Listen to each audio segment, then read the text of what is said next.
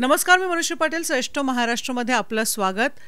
पंढरीचा वास, चंद्रभागेत स्नान आणि आपण फक्त विठुराच्या दर्शनासाठी हा वारकरी आता निघालेला आहे. दरवर्षी हा वारकरी अगदी पंढरीच्या दर्शनाची वाट बघत असतो, वारीची वाट बघत असतो. अतिशय समाधान देणारा हा सोहळा असतो. आणि नेमकी ही वारी म्हणजे काय, त्याचं नियोजन कसं असतं आणि का मुळात वारकऱ्याला ह्या पंढरीची आस लागलेली असते, या सगळ्याबद्दल आपण बोलूया. आपण संत साहित्य परिषदेचे अध्यक्ष विठ्ठल पाटील आपल्याबरोबर. तुमचं स्वागत आहे श्रेष्ठ महाराष्ट्रामध्ये. धन्यवाद ताई. रामकृष्ण हरी. ही वारीची वाट अगदी प्रत्येक वारकरी बघत असतो. लाखो करोडो वारकरी अगदी वर्षभर आपल्याला विठुराच्या दर्शनासाठी आषाढी एकादशीला जायचे, त्याची तयारी त्याची झालेली असते. काय नेमकी ही वारीचं असं समाधान का असतंय वारकऱ्याला? पहा, कसं आहे, जीवनामध्ये जसं म्हटलंय, ऋणानुबंधाच्या या गाठी चुकून पडल्या भेटी, भेटी तर तृष्णता मोठी. कसं आहे, तृष्णा ही एक मोठा विषय आहे. माणसाला वेगळी भूक असते आणि त्यावेळी तो व्याकुळ होतो, कासावीस होतो भुकेने. मग ती भूक जेवणाची आहे, ती भूक एखादं गाणं ऐकण्याची आहे, ती भूक एखादी सृष्टी पाहण्याची आहे. तसं लावून मृदुंग सुतिटाळ घोष सेवू ब्रह्मरस आवडीने, या भूमिकेतून हा वारकरी संप्रदाय, ज्या पद्धतीनं नामदेवरायांनी सांगितलं की नाचू कीर्तनाचे रंगी ज्ञानदीप लावू जगी, असा हा जो वारकरी संप्रदाय हा नेमका काय आहे, तर बहुत सुकृताची जोडी म्हणून विठ्ठली आवडी, अनेक जन्माची पुण्य असल्याशिवाय विठ्ठल भेटत नाही. हा झाला पहिला विषय. आणि दुसरा विषय, विठ्ठलाच्या भक्तीबद्दल असं म्हटलं की पथ्य त्या नाम विठोबाचे अनेक नवाचे शिवी, विठ्ठल सोडून आम्हाला काहीही समजत नाही. मग हा विठ्ठल आहे कोण? तर हा विठ्ठल म्हणजे साक्षात भगवान कृष्ण आहे. मग हे पंढरीला कसे आले? तर हे पुंडलिका भेटी परब्रह्म आले का, चरणी वाहे भीमा उद्धरी जगा. तर विठ्ठल पंढरीत आहेत आणि ते युगी 28 विटेवर उभा आहेत. मग ते विटेवर उभा का? तर ज्यावेळी भक्त पुंडलिक आईवडिलांना घेऊन, पत्नींना घेऊन काशीला निघाले होते, त्यावेळी ते एका आश्रमामध्ये एका साधूंच्याकडे राहिले. त्या साधूंच्याकडे राहिल्यानंतर त्या साधूंना त्याने विचारलं की गुरुजी, इथून काशी किती अंतर आहे? त्यांनी सांगितलं मला माहीत नाही. अहो, तुम्ही काशीच्या वाटेवर आहे. मला लोक म्हटले आता जवळ आले. ते म्हणाले मी कधी काशीला गेलो नाही. तर का बरं? ते म्हणाले माझे आईवडील हीच काशी, हीच रामेश्वर, हाच ईश्वर, हीच सृष्टी आहे आणि मी फक्त आईवडिलाची सेवा करतो, असं त्यांनी सांगितलं. सांगितल्यानंतर मग त्यांनी तिथून त्यांना सांगितलं की मी काय करू? तर तुम्ही आईवडिलांची सेवा करा. मग कुठे करू? काशीलाही तुम्ही गेलं नाही, मलाही जाऊ नका म्हणता, काय गरज नाही. तर त्यांनी सांगितलं की हा दंड घेऊन जावा. आणि हा दंड म्हणजे आजी जवळजवळ एक 50 किलोची दगडाची मूर्ती आहे भक्त पुंडलिकाच्या मंदिराजवळ, आणि ती पाण्यावर तरंगते. आणि मग ती घेऊन जा, दंड घेऊन, आणि हा जिथं तरंगेल त्या ठिकाणी तुम्ही आईवडिलांची सेवा सुरू करा. तिथं तुम्हाला देव भेटायला येईल. आणि मग ते तपासत तपासत तपासत आले आणि चंद्रभागेमध्ये त्यांची ते दंड तरंगला. मग ते तिथं राहिले. मग तिथं ईश्वर भेटायला आले. ईश्वर भेटायला आल्यानंतर त्यांनी वीट पेकली आणि म्हटले थांबा, मी आईवडिलांची सेवा करतोय.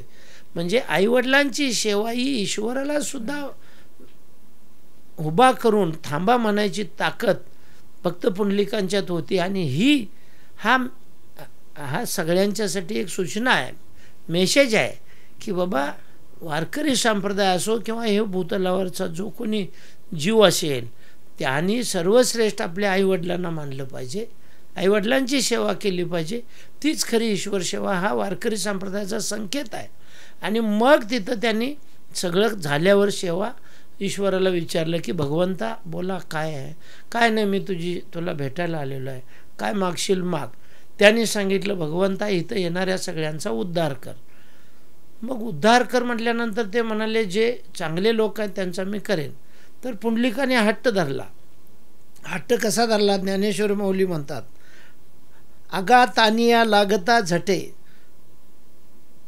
अगा तानिया लागता झटे तोची पाना फुटे, म्हणजे अगा तानिया लागता झटे त्याने अधिकची पाना फुटे, म्हणजे गाईचं वासरू स्तन तोंडात धरून ढुसण्या मारतंय पण गाईला इजा होत नाही, पाना फुटतो.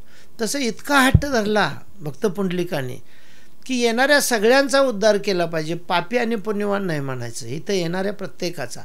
मग देवाने सांगितलं करेन पण एका अटीवर, पहिला चंद्रभागेत स्नान केलं पाहिजे, भक्त पुंडलिकाचं माझ्या दर्शन घेतलं पाहिजे आणि मग माझ्या दर्शनाला आला पाहिजे, तर मी उद्धार करेन. ही पंढरी आहे. आणि मग ह्या पंढरीच्या वाटेवर ज्ञानोबा तुकोबा यांनी 13व्या शतकामध्ये त्या काळातल्या पुरोहितांच्याही महिलांना अधिकार नव्हता भक्तीचा किंवा वाचनाचा, तर आमच्या भक्त संत जनाबाईंना संत ही उपमा दिली. संत चोखोबा त्या काळातले शूद्र अंत्यादी त्यांना संत म्हणून उपमा दिली.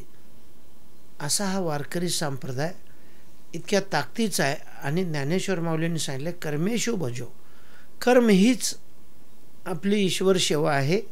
आणि हरिमुखे म्हणा पुण्याची गणना कोण करे. म्हणजे सगळ्या बहुजनांना असा सामावून घेणारा हा वारकरी संप्रदाय आहे. हा वारकरी संप्रदाय आता वारीच्या दिशेने पंढरीच्या दिशेने आता निघालेला आहे.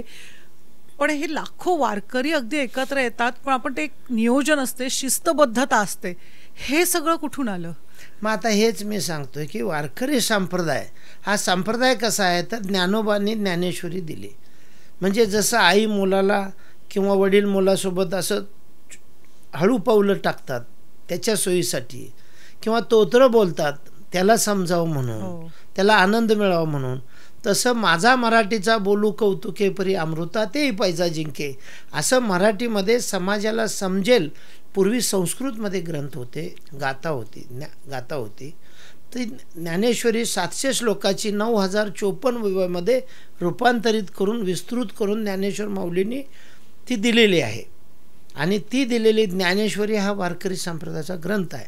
आणि म्हणून ह्या गर्दीला पहा, अनेक देवाच्या दारात गर्दी असते, मग संप्रदाय कधी होतो तर त्याला स्वतःचा एक ग्रंथ असावा लागतो.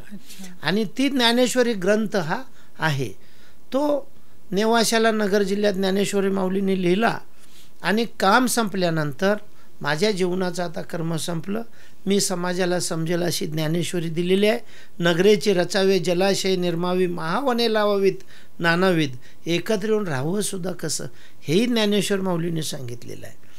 18 नोव्हेंबर 1943 रोजी डॉक्टर बाबासाहेब आंबेडकरांना विचारलं की बाबा तुमच्याकडे 3-4 लाख पुस्तकं आहेत, त्यातलं सर्वश्रेष्ठ कोणतं? त्यांनी सांगितलं गाथा आणि ज्ञानेश्वरी असल्यानंतर हे सगळं नसलं तरी चालेल, मी कुणाला हवं असेल तर ते पत्रकाचं कटिंगसुद्धा देईन.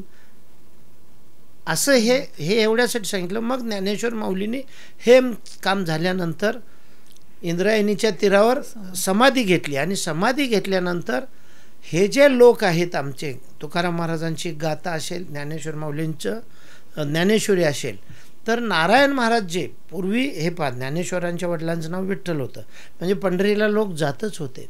परंतु नारायण महाराज जे पहिले चिरंजीव तुकाराम महाराजांचे, ते देहूमध्ये पादुका गळ्यात घालायचे महाराजांची, आळंदीला यायचं, माऊलींची पादुका घ्यायचं आणि जायचं कुठे? पंढरीला. ज्ञानोबा तुकोबा घेऊन विठोबाच्या भेटीला जायचे. आणि ती परंपरा वारीची सुरू झाली.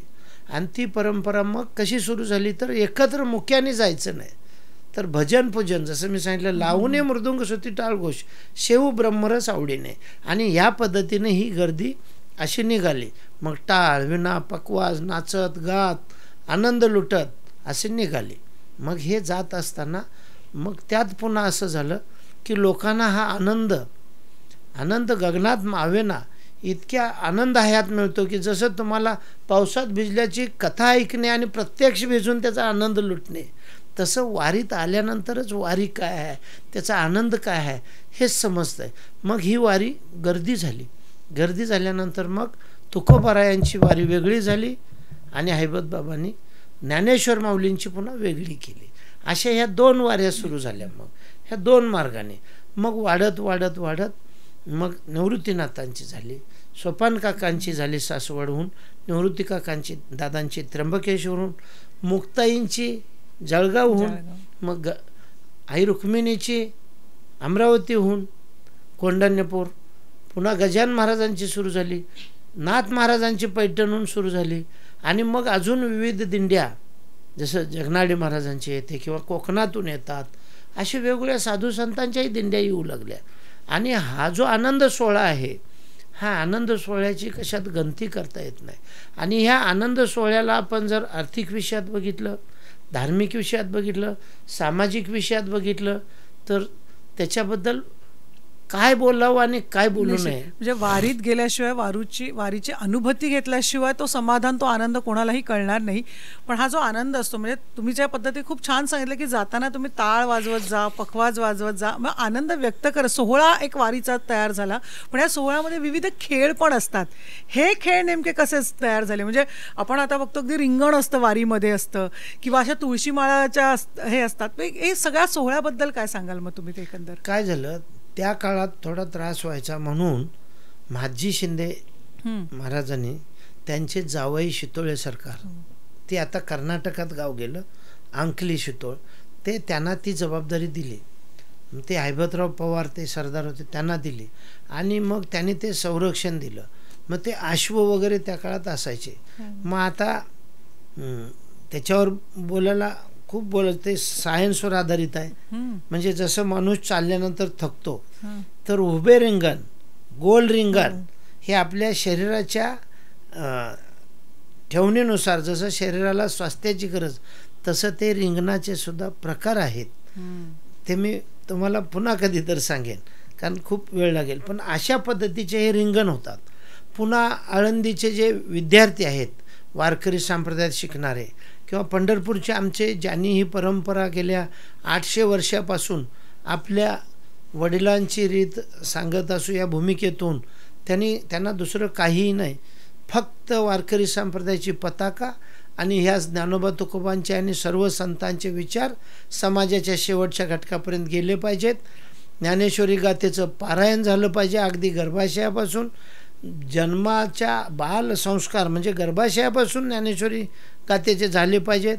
अशा पद्धतीनं काम करणारे आमचे जे पंढरपूरचे फडकरी आहेत, देवकर, वासकर, आजरेकर अनेक आहेत, तर ते सगळे फडकरी असे मिळून मग काय, ते एकमेकाच्यावर असं अंगावर उभा राहून पखवाज वाजवत असतात. म्हणजे जसं आपण दहीहंडीला करतो तशा पद्धतीनं, किंवा असे रिंगण करत असतात, नाचत असतात, लोळत असतात, आणि असे अनेक खेळ करत असतात.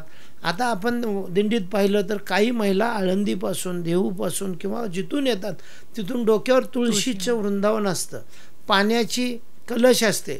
हे इतकं सोपं नाही. मग त्यांना त्रास का होत नाही?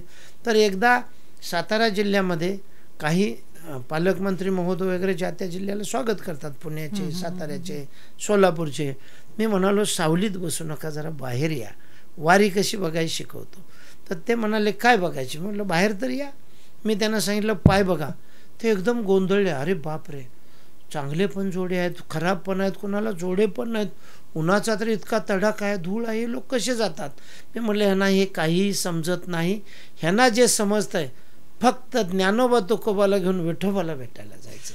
आणि हा जो आनंद सोहळा असतो ना वारीत, नुसता आमचे शेतकरी कष्टकरीच नाहीत, तर चांगले चांगले सुशिक्षित सुसंस्कृत सुद्धा, म्हणजे ज्यांना खऱ्या अर्थानं वारकरी संप्रदाय आणि हे मानवतावादी विचार, माणुसकीचे विचार, यारे यारे लहान थोर, याती बोलते नारी नर, किंवा विष्णुमय जग वैष्णवांचा धर्म, भेदाभेद ब्रह्ममंगळ.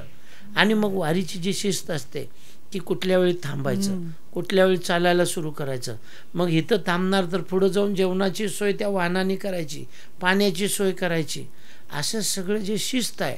आणि त्यातलं मग त्यांच्या गावापासून निघण्यापासून पंढरपूरला आल्यानंतर मग गोपाळपुराचं काल्याचं कीर्तनापर्यंत, किंवा नगर प्रदक्षिणा पंढरपूरची असेल, हे सगळ्याचा जर अभ्यास केला तर वारी हा विषय आयुष्यात कधीही न समजणारा आहे, इतका आनंदी सोहळा आहे. मी तुम्हाला मुद्दामून अनेक गोष्ट सांगतो. एक आजीबाई आली होती.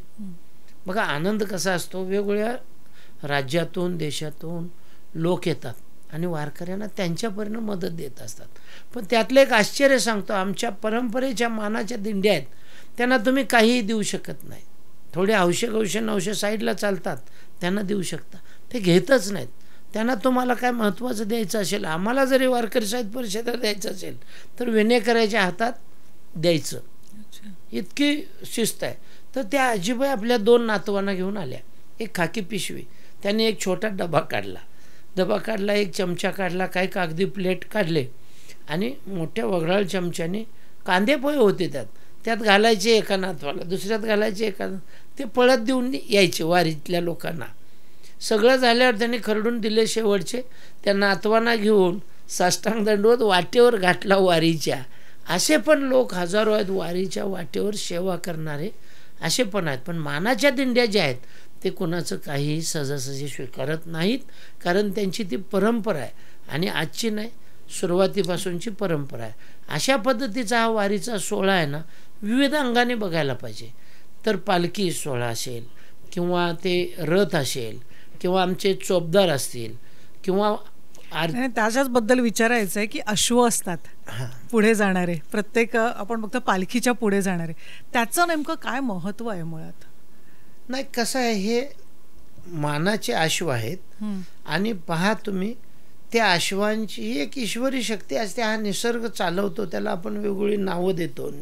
सृष्टी शेवटी विश्व चालवते, प्रत्येकाचा भाव, प्रत्येकाचं ज्ञान, प्रत्येकाची भूमिका. आणि मग असं असताना ते अश्व बघा, इतक्या गर्दीत न गोंधळता रिंगण घालतात, उभं रिंगण घालतात. हे अश्व हे एक, त्यांना आम्ही ईश्वराच्या जागीच सगळे वारकरी मानतात. ते पुढं चालत असतात, दिशा दाखवत असतात आणि ते लोक त्यांचं दर्शन घेत असतात. आणि त्या अश्वाच्या रिंगण सोहळ्याच्या वेळीचं जे महत्त्व असतं, इतक्या प्रचंड गर्दीत, वाखरीला तर कमीत कमी 15 लाखाच्या वर लोक असतात, पाऊस असतो, पण त्या गोल रिंगणात वाखरीला ते तर विश्वातला हा एक प्रचंड काय सोहळा आहे. तर अशा पद्धतीचं एक अश्वांचं महत्त्व, शितोळे सरकार ते तिथून घेऊन येतात, चालत आळंदीला येतात आणि तिथून जातात. काही लोक वर्षभर सुद्धा आता आपापल्या भागात, आम्ही सुद्धा वारकरी साहित्य परिषदेच्या अखिल भारतीय मराठी संत साहित्य संमेलन कायमस्वरूपी आम्ही ते रिंगण ठेवतो, कारण लोकांना त्याचा लाभ मिळावा बघायचा. ते अश्व आणि त्यांची शक्ती आणि त्यांची सतर्कता, गर्दीत सुद्धा न घाबरता, अगदी छोटं मूल जरी आलं आडवं तरी त्याला काय करणार, जागेवर थांबणार, असे अश्वांचं महात्म्य आहे. म्हणजे असा अनुपम, असा दैवी असा खरं तर हा सोहळा म्हणायला पाहिजे. पण या सोहळ्याचं नियोजन म्हणजे ज्या पद्धतीने आपण बघतोय की आता तुम्ही म्हणालात की विदर्भात नाही येते, कोकणात नाही येते, पश्चिम महाराष्ट्र येते, मला वाटतं सगळीकडनं, कर्नाटक, आंध्र, तेलंगणा, म्हणजे राज्यातून, वेगवेगळ्या राज्यातून एवढे लाखो भाविक येत असतात. हे नियोजन कसं होतं आणि ह्या नियोजनाबद्दल काय सांगाल? ज्या पद्धतीने तुम्ही सांगता एवढे लाखो लोक येऊन सुद्धा कुठचाही, आपण बघतोय की कुठचाही गोंधळ नसते, गडबड नसते आणि वर्षानुवर्ष ही परंपरा सुरू आहे. हे नियोजन नेमकं कसं होतं मग? नाही, ह्याचं कसं आहे बघा, मूळ भाव महत्वाचा आहे. देव भावाचा, भावाचा नाही कोणाच्या बापाचा म्हटलं, अतिशय शिस्तबद्ध असं. त्याचं कारण असं आहे की येणाऱ्याला तुम्ही, माझी ही इथं माझं त्रास झाला, याचा धक्का लागला, ह्याने पाय तुडवला, ह्याने मला रागानं बोलला, मला आज जेवायला मिळालं नाही, मला पावसाचा त्रास झाला, पायाचे झटके, हे कधी कळतंय? तुम्ही जर तुमचा, जसं अर्जुनाला विचारले परातीत काय दिसतंय, माशाचा डोळा, त्यांना फक्त पंढरी आणि विठोबा सोडून काहीही कळत नाही. त्यामुळं मधला त्रास ते मानत नाहीत, जाणत नाहीत, समजत नाहीत. ते फक्त माऊली माऊली माऊली म्हणत जात असतात. म्हणून पोलीससुद्धा वारीत ड्युटी मागून घेतात, कारण आमची वारी होते, कारण त्रास तर कायच नाही, जेवायला मिळतं, सन्मान मिळतो, आनंद मिळतो आणि पुण्यकर्म. आणि मग असे आता ह्या वर्षी तर पर्यटन विभागाने, शंभूराजेंनी सांगितलं की फॉरेनचे लोक, इथले मुंबईतले राजदूत, असे सगळे घेऊन जावा. आणि माझ्याच मुलावर जबाबदारी दिली की त्यांना ही परंपरा इंग्रजीमध्ये समजेल अशी सांगा. आणि आता म्हणजे पर्यटन विभागाने भूमिका घेतली की यापुढे सगळे जे भारतातले हे आहेत, यात्री कंपन्या आहेत ना, त्या कंपन्यांना निमंत्रित करायचं आणि त्यांना सांगायचं आता जगातलेही लोक बोलवा आणि पंढरीमध्ये त्यांची त्या पद्धतीची सोय. मला वाटतं पहिल्यांदाच अशा पद्धतीने अशा प्रकारे वारी म्हणजे इतकी लाखो लोक एका पद्धतीने शिस्तबद्ध आणि विठुरायाची आस घेऊन चालत असणारे असतात. मला वाटतं पहिल्यांदाच असा कुठचा तरी सोहळा असेल देशातच नाही तर जगभरात आपण म्हणायला पाहिजे. हा आता वर्ल्ड बुकमध्ये नोंद झालेला आहे. मी तुम्हाला एक अनेक गमती जमती आहेत अनेक. आता बघा, मी मागच्या वर्षी सांगितलं की माझी शिंदेनंतर आपणही शिंदे आहात, एकनाथरावजी शिंदेना मी सांगितलं आपणही शिंदे आहेत, दिंड्यांना एक 20,000 द्या, मानाच्या दिंड्यांना. ह्या दिंड्यांना अनुदान द्या, सामाजिक न्याय खात्याच्या जादूटोना व्यसनमुक्त विभागातून द्या. त्याने 1 मिनिटात मान्य केलं आणि दिंड्यांना 20,000 रुपये मागच्या वर्षी दिले, ह्याही वर्षी दिले. मागच्या वर्षी मानाच्या दिल्या, ह्या वर्षी सर्व राज्यातल्या दिंड्यांना द्यायचं झालं. आता कसं असतं पहा, जेवण शिजवायचे भांडी, साहित्य म्हणजे शिदा आणि आचारी असे सगळे पुढं जाऊन नियोजन करायचं असतं. ट्रकचं भाडं, आचार्याचं, तो शिदा, पाण्याचा टँकर सतत लागतो, गॅस सिलेंडर लागतात, ह्या सगळ्याचा खर्च आहे ना. आता काही लोक वर्गणी देतात, काही लोक आपल्या परीनं देतात, पण त्याच्यावर सगळं चालत नाही. कारण हा एक सोहळा म्हणून बघितला जातो. हा काय कोणाचा व्यवसाय नाही किंवा आणि मर्यादा सोडून देणगी मागणे वगैरे हा प्रकार नसतो. कोणी आनंदानं देत आहे. तर हे करत असताना त्यांनी दिलं, 20,000 रुपये दिले आणि ते यंदा सर्वांनाच द्यायला सुरूसुद्धा झालं. तर त्याचा इतका आनंद झाला. फुल ना फुलाची पाकळी शासनाने सन्मान म्हणून केला. आता ह्यावर्षी देवेंद्र फडणवीस साहेबांनी आणि आमच्या प्रकाश आंबेडकरांनी, जसं एकनाथ शिंदे आणि शिरसाटने हे दिलं, तसं देवेंद्र फडणवीस आणि प्रकाश आंबेडकरांनी आरोग्य खात्याचे जवळजवळ राज्यातले 5,000 ते 6,000 डॉक्टर बोलवलेत, ॲम्ब्युलन्स बोलवले आहेत, 45 ठिकाणं तयार केलेत. येणाऱ्या वारकऱ्यांची चरणसेवा म्हणून पाय दाबायचे, मसाज करायचं, डोकं जोडायचं, त्यांना काय गोळ्या असतील, औषध असतील, ज्येष्ठ असतात, मुलं असतात, तरुण असतात, महिला असतात, पुरुष असतात. तर हे सुद्धा मला आनंद काय वाटला, शासनाने सुद्धा ही भूमिका घेतली. यापूर्वी घेत होते, गरजेपुरत्या गरजा भागवत होते, पण ह्यांनी एक पाऊल पुढं जाऊन आता सेवाभावी लोक येतात, ते वेगळेच आहेत, म्हणजे सेवा करायला आपापल्या परीने. आता न्हावी येतात, कुणाचेही पैसे घेत नाहीत. काही लोक असं काहीतरी खायला वाटायला येतात. फुल ना फुलाची पाकळी, प्रत्येक जण काय ना काहीतरी सेवा देण्याचा प्रयत्न इथे करत असतो. तुम्ही हे जे सांगता त्याच्यामध्ये एक वेगळं दिसतं की अर्थकारण पण खूप मोठं आहे या वारीमध्ये. आपण बघतोय की मोठी उलाढाल होत असते. ह्याबद्दल नेमकं काय सांगाल मग? महाराष्ट्रातल्या एकूण अर्थकारण तपासलं सगळ्या वाऱ्यांचा, दिंड्यांचा आणि 4 वाऱ्यांचं, आषाढी, कार्तिकी, माघ आणि पौष, तर तुम्हाला सांगतो 1 वर्षाचं राज्याचं बजेट असेल इतकी मोठी उलाढाल होते, पण ती आनंदासाठी होते. मी तुम्हाला एक आठवण म्हणून, आणि आपण विचारताय आणि समाजाला माहीत असावं म्हणून सांगतो मुद्दाम, की फलटणच्या ज्या राजमाता होत्या त्या एकदा लाहोरला निघाल्या होत्या, हे स्वातंत्र्याच्या अगोदर.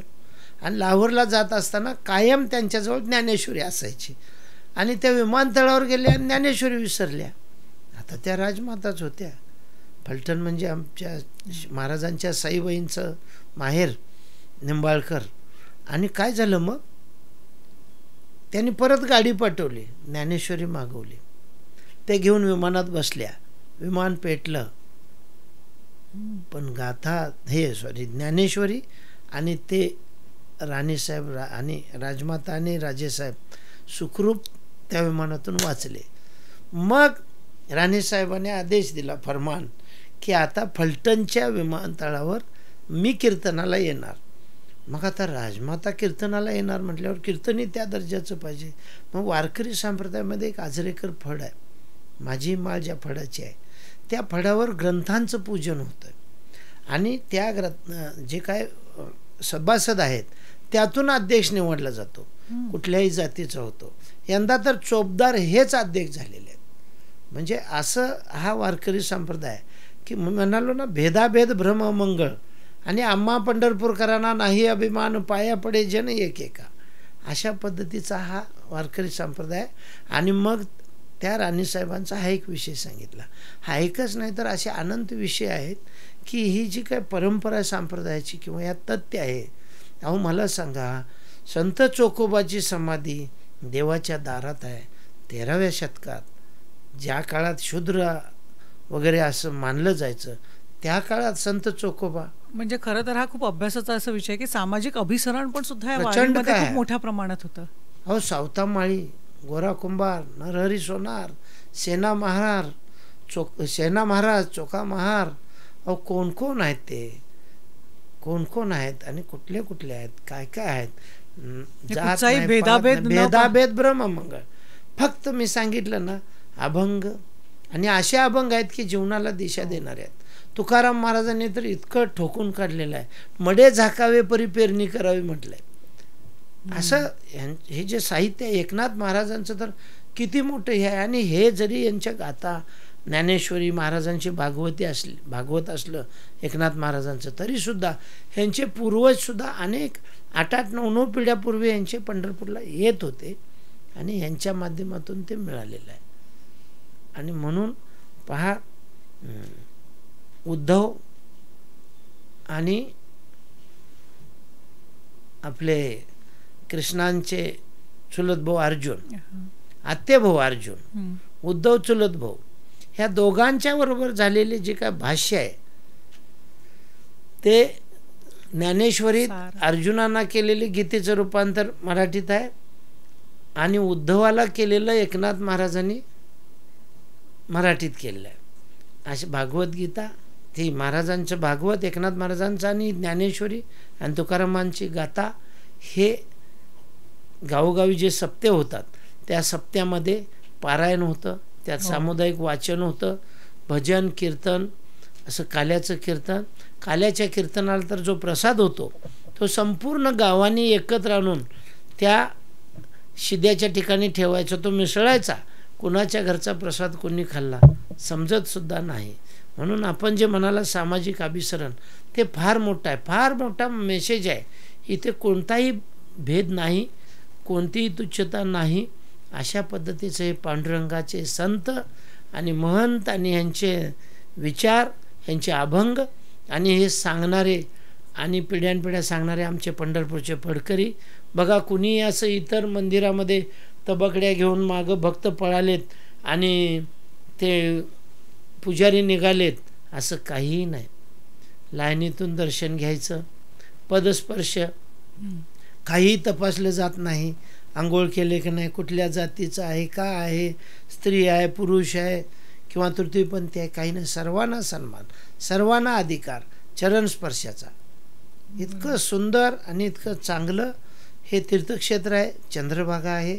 आणि आम्ही वारकरी साहित्य परिषद, डॉक्टर सदानंद मोरे, मी आणि पंढरपूरच्या सगळ्या फडकरी आणि राज्यातले आमचे न्यायाधीश मोठे चकोर बाविस्कर साहेब आहेत, सचिव महाराष्ट्राचे माणिकाबाजी गुट्टे आहेत, आम्ही सर्वांनी एकत्र येऊन ही अखिल भारतीय मराठी संत साहित्य संमेलनाची सुरुवात करण्यासाठी वारकरी साहित्य परिषदेची स्थापना केली. आणि आमची भूमिका ही होती की ह्याच्याकडे बघताना काही काळ किंवा ज्यांना काय म्हणजे नेक ने नेक जाना, बद ने बद समजा, जिसमें जितना जरपता उसने मुझे उतना ही समजा. तर ते काय झालं, लोकांची कुवतीनुसार लोक बघतात, मग ते नीट समजावं म्हणून आम्ही समाजात या संत साहित्य संमेलनाचं व्यासपीठ तयार केलं. आणि विविध भाषेत आणि विविध देशात, विविध राज्यात हे संत साहित्य गेलं पाहिजे. आणि हे संत साहित्य म्हणजे साखर खाल्ल्यानंतर चहा गोड लागत नाही, तसं आहे. अगदी आमची माऊलीसुद्धा, तुका म्हणे चवी आले जे का मिश्रित विठ्ठले. ईश्वराचं नामस्मरण केलं तर स्वयंपाकाच्या वेळी तो प्रसाद होतो, जेवण राहतच नाही. तर अशा पद्धतीनं आज महाराष्ट्राच्या संपूर्ण 30,000 गावामध्ये निघालो आहे. आता 10,000 गावामध्ये आम्ही पोचलो आहे. संत मुक्ताई, जनाई, बहिणाई महिला हरिपाठ मंडळ काढतो आहे. कारण का तर महिलेला आमच्या घराबाहेर जाता येत नाही. मनुष्य लगेच कट्ट्यावर जातो, बाजारपेठेत जातो कंटाळला तर, पण आमची माऊली कुठं जात नाही. मग एकत्र यावं आणि नाचावं, उड्या माराव्या, हरिपाठ गावा, टाळ वाजवावं आणि त्यातून सात्विकता घेऊन कुटुंब सुसंस्कृत करावं. गर्भाशयापासून घरात ज्ञानेश्वरी वाचावी. आणि अशा पद्धतीचं काम आम्ही आता महाराष्ट्राच्या बाहेरसुद्धा आम्ही 9 राज्यामध्ये, आंध्र, तेलंगणा, तामिळनाडू, केरळ, सगळीकडे विठ्ठलाची मंदिर आहेत. गोवा, गुजरात, मध्य प्रदेश, पंजाबला तर आमच्या नामदेवरायांचे तिथं इतकं काम आहे की गुरुग्रंथ साहेबामध्ये 61 महाराजांच्या त्यात हे आहेत, ओवे आहेत. नामदेव महाराजांच्या. तर अशा पद्धतीचं काम आम्ही आता हे अजून वाढवतोय आणि कदाचित आमचं संत साहित्य संमेलन बाहेरच्या देशात कुठंतरी होईल. आणि महाराष्ट्राची संत परंपरा खरं तर खूप वाखाणण्याजोगी विश्वाला आदर्श देणारी आहे. लोकांपर्यंत पोहोचायला पाहिजे. खूप चांगला वसा घेतला. अगदी वेळ कमी आहे पण तुम्हाला हा विचारते, ह्या वसा जो तुम्ही घेतलेला आहे अगदी लहानपणापासून तुम्ही ही वारी बघितली असेल, आत्ता या काळात वारीमध्ये काय बदल झालाय का किंवा मानसिकतेमध्ये सुद्धा?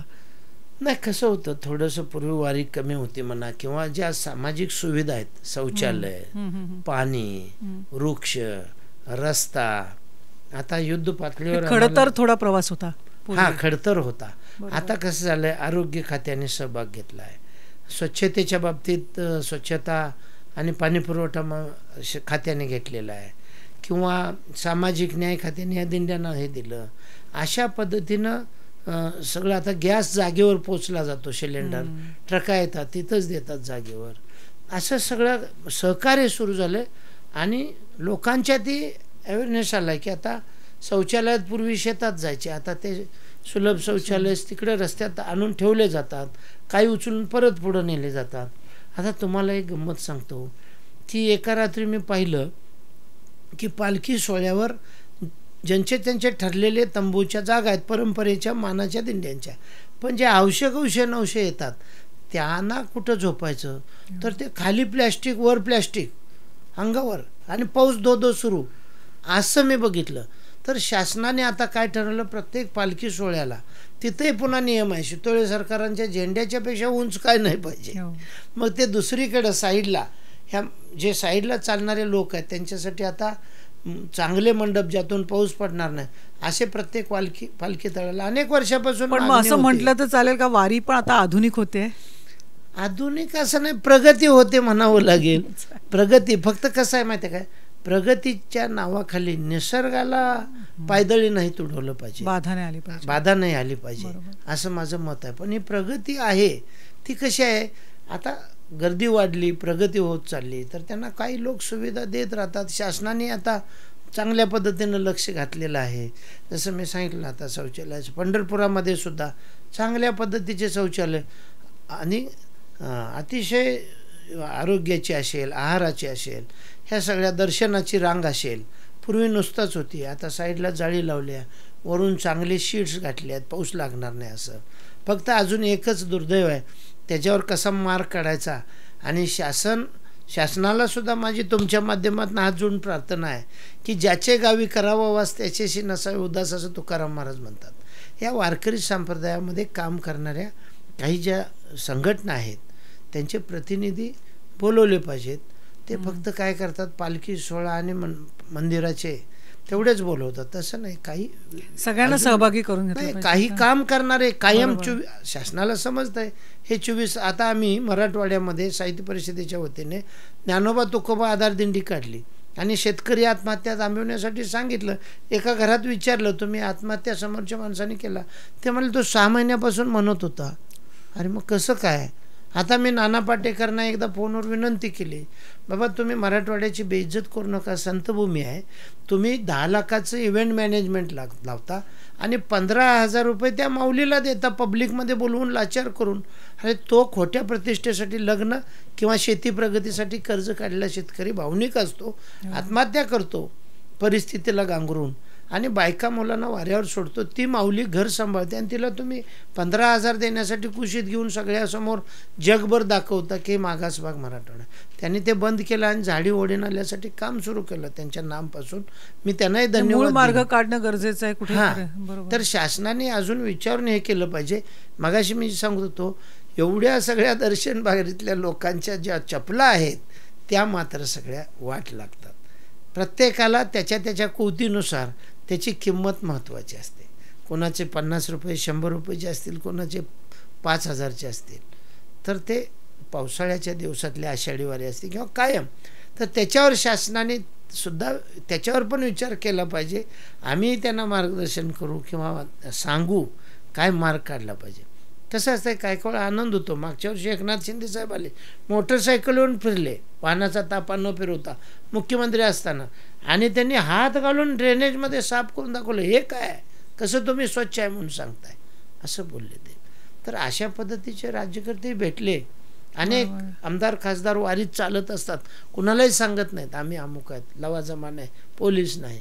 हेही चांगलं आहे आमच्यातले. आणि राज्यकर्त्यांच्यावर प्रभाव असला पाहिजे. जसं बाळासाहेब भारदेव होते, पागे होते, यशवंतराव चव्हाणांनी दिल्लीला घेतलं, सप्ताह घेतला, अखंड हरिनाम सप्ताह. आणि बँक ऑफ महाराष्ट्राला सांगितलं काही महत्त्वाच्या लोकांना गाड्या द्या. आणि तिथं राष्ट्रपती, उपराष्ट्रपती, पंतप्रधान, उपपंतप्रधान सगळे त्या सप्त्यात आले होते. कारण हा जो सप्ताह आहे ह्याची दिशा असली पाहिजे. यात सांगितलं अहंकाराचा वारा न लगो राजसा, माझी या विष्णुदासा भाविका. अहंकार नको म्हणून सांगितलं. अशी जी शिकवण आहे ना त्याचा प्रभाव असला पाहिजे. आणि अजून एक मागणी आमची आहे की संतपीठ जे होतं ते पंढरपूरला करायचं होतं बाळासाहेब भारदेंच्या मागणीनुसार, सदानंद मोरे सरांच्या मागणीनुसार. पण ते काय झालं, शंकरराव चव्हाण साहेबांनी पैठणला नेलं. आणि परत आमचे उदय सामंत साहेब मंत्री होते उच्च शिक्षणचे, त्यांनी विद्यापीठाचा एक भाग केला आणि तिथं भजन आणि वाद्य शिकवले जातात. हे बरोबर नाही. संतपीठ हे पंढरपुरात काढून संतांच्या या भूमिका ज्या आहेत, ही जी ताकद आहे विचाराची, मला सांगा, आई वडील देवापेक्षा श्रेष्ठ मानलंय आणि देवाला विठेवर उभा केलेला आहे. बरोबर. अशा पद्धतीचा हा संप्रदाय हो, एकमेकाच्या पाया पडणारा संप्रदाय आहे. भेदाभेद भ्रम विष्णुमय जग वैष्णवांचा धर्म. म्हणून शासनाने सुद्धा अशा सगळ्या विचारवंतांना आणि परंपरेच्या आणि आमच्यासारख्या सेवा करणाऱ्या लोकांना बोलवून घेऊन चर्चा करून निर्णय घेतला पाहिजे. आता पंढरपूरमध्ये ते कॅरिडॉर वगैरे करतात पण टर्सरी करत नाहीत. म्हणजे तिसरी स्टेज केली तर मलेशिया या वगैरे देशामध्ये तेच पाणी पुन्हा बाटल्यातून मिनरल वॉटर म्हणून विकलं जात आहे. मग ते का करत नाही तुम्ही? एवढे हजार नियोजन करणं कुठेतरी गरजेचं आहे. आणि त्यांच्या ह्याच्यामध्ये चोखोबा नव्हते, पुंडलिकांचं हे नव्हतं. मी विचारलं इथं विधिमंडळात त्यांच्या बैठकीत, हे सगळा कुठं आहे मेसेज? तुम्ही नुसता काशी करू नका पंढरपूरची. हे विचार, ही भूमिका, हे संतांचा जीवनपट, संतांची माहिती कुठं आहे सगळी? सावतामाळी काय म्हणाले, गोरा कुंभार काय म्हणाले, अहो फार मोठा विषय आहे. नामदेवराय देवासोबत जेवले, देवासोबत बोलले, जनाबाईला दळू लागले देव, पण तरी संत मुक्ताई म्हणाल्या, गोरोबा काका कच्चं गाडगं कुणाचं आहे बघा. ते म्हणाले नामदेवांचं आहे. ते थापटत निघाले सर्व संतांचे. ते म्हणाले कसं काय, देव माझ्याशी बोलतोय. तर ते म्हणाले देवाला विचारलं मला असं. देव म्हटले तुमचं गाडगं कच्चं नाही पण पक्कं व्हायचं आहे. मग ते म्हटले मी काय करू? तर म्हटले ओंड्या नागनाथला जा. तिथं ते विसोबा खेचर म्हणजे ज्यांनी मांड करायला लहान मुलांना गाडग्याचं हे दिलं नव्हतं, ते तिथं होते आणि पिंडीवर पाय ठेवून झोपले होते. ते म्हणले अहो आजोबा तुम्ही देवावर पाय ठेवला. अरे मला काय म्हातारपणी कळत नाही, तू उचलून बाजूला ठेव. तिथं परत पिंड तयार झाली, तिथं तयार झाली, असं सारखं व्हायलं. मग ते म्हणले ही काय म्हण? तर म्हटले जळी स्थळी काष्टी पाशाने चराचरात देव भरलाय. आणि म्हणून वारकरी संप्रदाय म्हणतो जळी स्थळी विठ्ठल भरला, रिता ठाव नाही उरला, आज मी या दृष्टीने पाहिला विठ्ठलाचे विठ्ठल. सर्वच विठ्ठल आहेत. आणि म्हणून विठ्ठलमय होण्यासाठी हा वारकरी संप्रदाय आपल्या संतांना घेऊन लावून मृदुंग श्रुती टाळ घोष शेवू ब्रह्मरस आवडीने ब्रह्मरस घेत. सोमरस 4 तास नशा ठेवतो, ब्रह्मरस जन्मजन्म ठेवतो.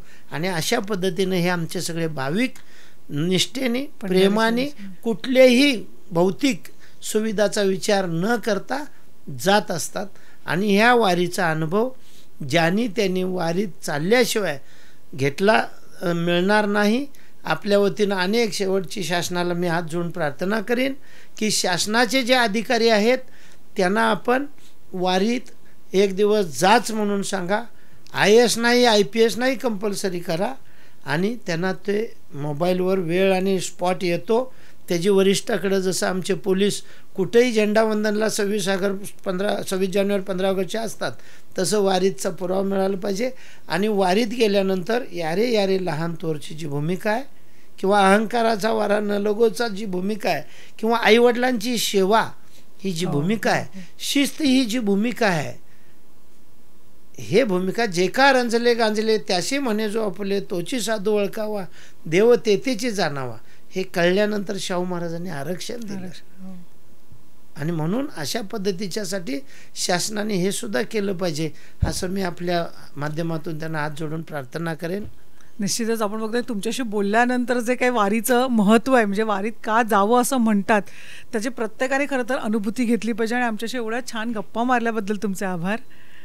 आपण बघताय वारी अगदी शासनाच्या लोकांनीच नाही तर प्रत्येक आमच्यासारख्या सर्वसामान्यांनी सुद्धा वारीमध्ये जाणं गरजेचंच आहे. त्याची अनुभूती घेतल्याशिवाय एक सामाजिक आणि आर्थिक अभिसरण जे होतं त्याच्यानंतर जो मिळणारा आनंद आहे तो खरंच अवर्णनीय आहे आणि त्याचा अनुभव प्रत्येकाने घ्यायलाच पाहिजे.